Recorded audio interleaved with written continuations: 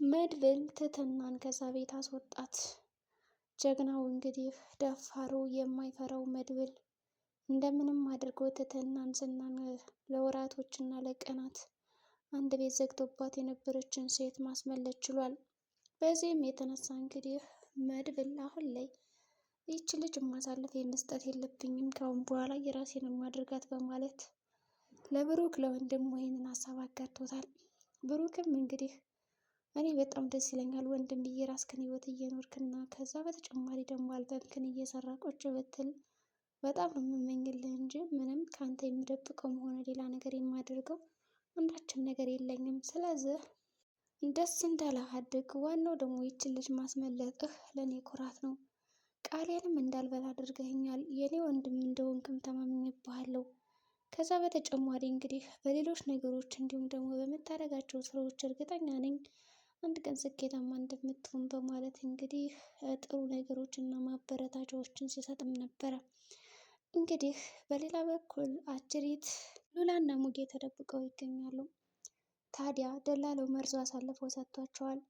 ለዝና እንግዲህ በጣም ብዙ ገንዘብ እከፍልሃለሁ ያሉበትን ቦታ ንገረኝ ብሎ ስለነበረ መርዞ እሺ ችግር የለውም እኔ አግኝቼዋለሁ በማለት እንግዲህ የ32 ሚሊዮን ካሳ ተቀብሎ ሞገስ እና ሉላ ያሉበትን ነግሮታል።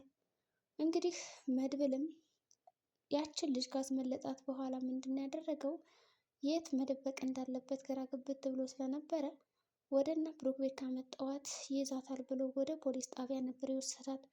ፖሊስ ጣቢያ ከወሰዳትም በኋላ እንግዲህ በመጀመሪያ ደረጃ ትህትና እንድትመሰክርባቸው ያንዳንዱ ወረቀት አስፈርሟታል። መድብል ይኸውልሽ ትህትና እንግዲህ ከዛ ቤት የነበረሽን ቆይታ ባጭሩ ወንድሜ ቢያጫውተኝም ግን ደግሞ አንቺ ያለውና እያንዳንዱ ነገር ለፖሊሶች ንገሪያቸው። ዝና ምን ሲያደርግሽ ነበረ ከዛ ቤት የቆየው በማለት እንግዲህ ወረቀት ላይ እንድትፈርም አድርጓታል። ትህትናም እንግዲህ ዝና በጣም ሲያሰቃያት እንደነበረና ከዛ ቤት አጉሮ ኩላሊቷን ሽጦ በእሷ ለመጠቀም ሲሞክር እንዲሁም ደግሞ ከቤተሰቦቿ በጣም ብዙ ገንዘብ እንደተቀበለና ወደ አረብ ሀገር እንሰድሻለን ብለው የላኩላትን ገንዘብ እንደበላባት እንዲሁም ደግሞ አንድ ኩላሊቷን ሽጦ አሁን ላይ ደግሞ አንድ ኩላሊቷን እየተንከባከበ ከዛ ደግሞ ይህንኛው ኩላሊቷ ደህና ሲሆን እያንዳንዱ ነገር ይህንንም ሽጦ በጣም ብዙ ገንዘብ እና ብዙ ነገር እንደሚሰራበት ለፖሊሶች ነገረችው።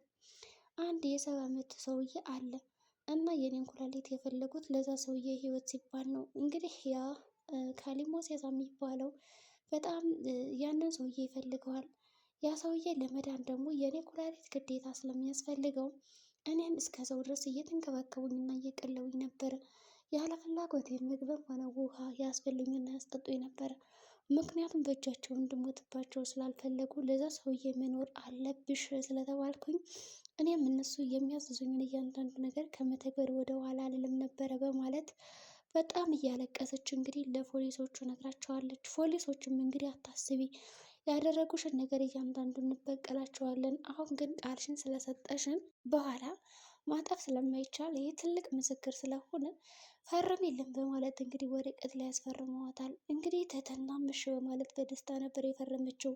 ከዛ ከፖሊስ ጣቢያ ከወጡ በኋላ እንግዲህ መድብልም የሆነ ቦታ ለተወሰነ ጊዜ መደበቅ አለብሽ ብላ ስለነበረ ወስዶ ደብቋታል። ልክ ሉላም ሞገስም እንደተደበቁት አሁን ትህትና ወደ ቤተሰቦቿ እኳ ራሱ መሄድ አትችልም። ልሄድ ብትል እንኳን አሁን እነዚህና እንዲሁም ደግሞ የእነዚህና ሰዎች ቃሏን ስለሰጠች ስለሚያውቁ ከገደሏት እያንዳንዱ መረጃ ስለሚጠፋባቸው እንዲሁም ደግሞ ፖሊሱንም ለመግደል ሞክረው ስለነበረ በዚህ ቅጽበት እንግዲህ ይችንም ይገሏታል በማለት እና እንዳያገኛት እንዲሁም ደግሞ ሰዎች እንዳያገኟት አድርጎ በጣም ደብቋት ይገኛል።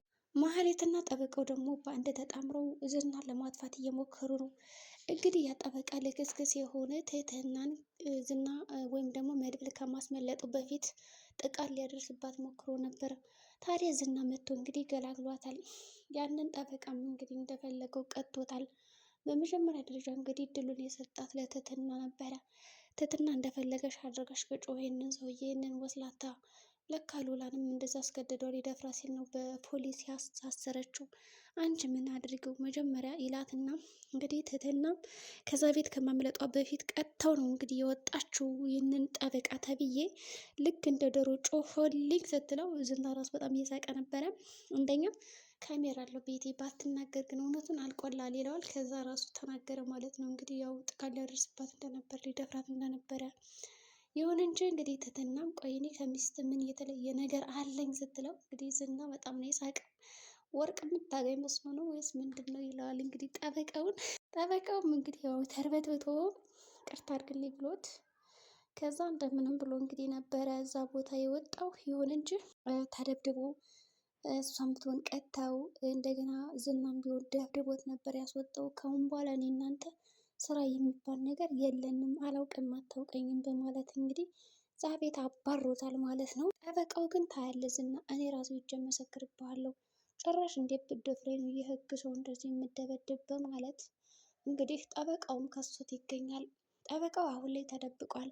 ምክንያቱም ስለከሰሰው ዝና ተመልሶ ይደበድበኛል፣ ይገለኛል ብሎ ስላሰበ የአንዳንዱ ወረቀት ለፍርድ ቤት ከሰጠ በኋላ እንግዲህ ጽፎና መስክሮ ከዛ ራሱን ደብቆ ነው ያለው አሁን ላይ። ምክንያቱም እየፈለገው እንደሆነ ሰምቷል። በሌላ በኩል መርዞም ገንዘቡን ከተቀበለ በኋላ ወዲያውኑ ደግሞ ሁለት ስራ ነበር የሰራው። እነሱ ያሉበትን ቦታ ይጠቁምና ከዛ እንደገና ቦታ እንዲቀይሩ አድርጓቸዋል ሉላና ሞገስ። በዚህ የተነሳ ደግሞ ዝና እንዴት ያጭበረብረኛል ይሄ ቀጣፊ ደላላ በማለት እንግዲህ ዝና አሁን ደላላውን እያፈላለገው ይገኛል። ያንን ሁሉ ገንዘብ ከሰጠው በኋላ እንዴት ቢደፍረኝ ነው እንደዚህ የተጫወተብኝ? እንዴት እውነቱን ትክክለኛ ቦታ አልነገረኝም? በማለት እየፈለገው ነው። ደላላውም እንግዲህ ዝና እንደሚገድለው አውቋል። ገንዘቡን ከተቀበለ በኋላ በዛ አካባቢ እንኳን ለመውጣት እየፈራ ነው። ይህንን ያደረገችው ማህሌት ነበረች። ማህሌት አሳልፋ ስለሰጠችው እንዲሁም ደግሞ እያንዳንዱ ነገር ነበረ እንደዛ ያደረገችው። ይቺ ኤፍራታንማ አልለቃትም፣ ምክንያቱም በሳ ምክንያት ይችን ማህሌት የተዋወቅኳት እያለ ነው እንግዲህ። ኤፍራታን ብትሆን እየወደደችው አይደለም። ስለዚህ አሁን የ32,000 ሚሊዮን ብር ካሳ ስለተቀበልኩኝ በዚህ ብር ፏ ዝንጥ ብለን እንኖራለን፣ እንደበቅ እያለ ነው ያላት እንግዲህ ይህ መድብል ወይም ደግሞ መርዞ። ኤፍራታ ግን እሺ ብላለች። ግን እየተደባበቅኩ ሁል ጊዜ ከአንተ ጋር የምኖሩበት አቅም የለኝም። ስለዚህ የራስ ጉዳይ፣ ገንዘቡን በእኔ ስም አዙርልኝ እና ከዛ እንደፈለገ አንተ ብለዋለች።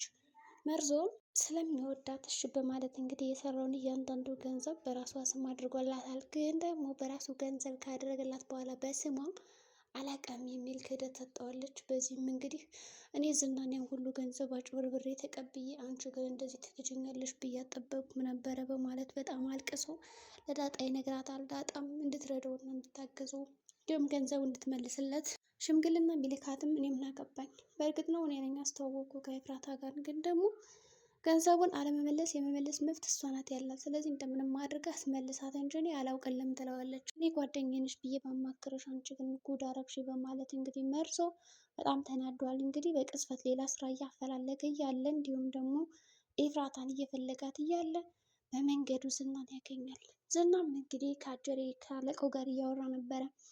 እውነትም ይች ማህሌት ያለችው ነገርማ ትክክል ነው፣ ይህ ልጅ መከተል አለብኝ ይልና ይከታተለዋል። ወዲያውኑ እንግዲህ ጉርምቦን እንቅ ያደርገዋል። መርዞ በጣም ይንቀጠቀጣል እና ያመልጣል ወይስ ደግሞ አያመልጥም? ምክንያቱም አሁን ዝናን አጭበርብሮት ነው የወጣው። የመርዞ መጨረሻ ምን ሊሆን ይችላል?